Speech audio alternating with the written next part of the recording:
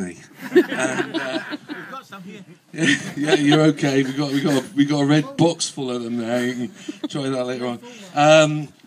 At that time, I used to, and I think he still thinks I do the same poems I used to do then. And some of them are the same poems I used to do then, but some of them are a bit different, because I used to try and do a bit of John Cooper Clarke back then, but it's not quite the same now.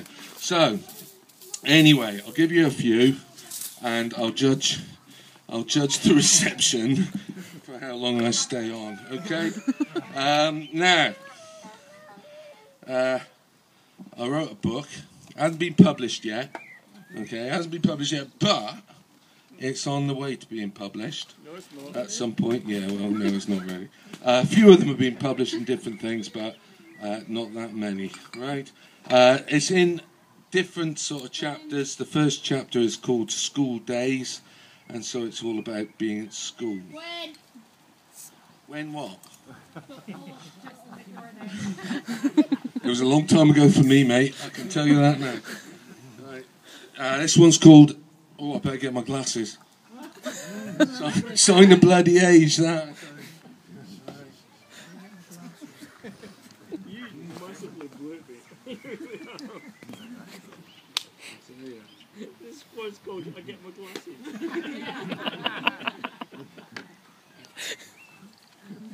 You're not going to love that one down. This one's called Unman, Wittering and Zygo. Unman, Wittering and Zygo are alive and kicking other students whom I teach. They take their seats within reach of each other, infant furors in their formative years, pouring scorn on my floundering pedagogy. Unman, who has as yet never developed the powers of speech, grunts, thumps, and threatens release from this world with a thrashing from his father's belt. His mother too would give me a good scalp with a ruler he stole last week, he says, and then pays 20 pence to buy a new book, the last he had used to whip Zygo with. Wittering, forever twittering on and on about nothing of great import, is the sort of wild colonial boy we willingly shipped off to Australia to ease our arse's pain in the past. At least his mouth takes a welcome rest, at best a few cathartic seconds of peace, a powerful, all-consuming release from his monotonous blether. However, Wittering has a penchant for perverting pleasure, and we return within moments to his master's voice.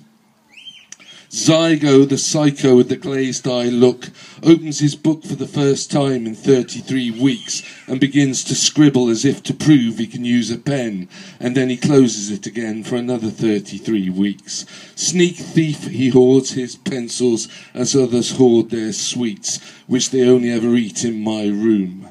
Zygo, Wittering and Unman leave for another day, smiling psychotic, dirty deeds done, and stars of a different play.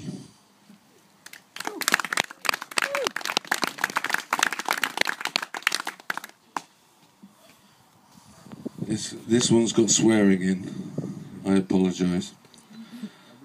I apologise because quite a few of them do. This one's called He Says You're a Bastard.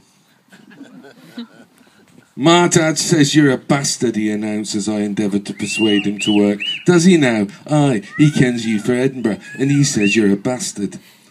It was difficult to answer him, and so I moved away. My bird thinks you look like Rick Astley.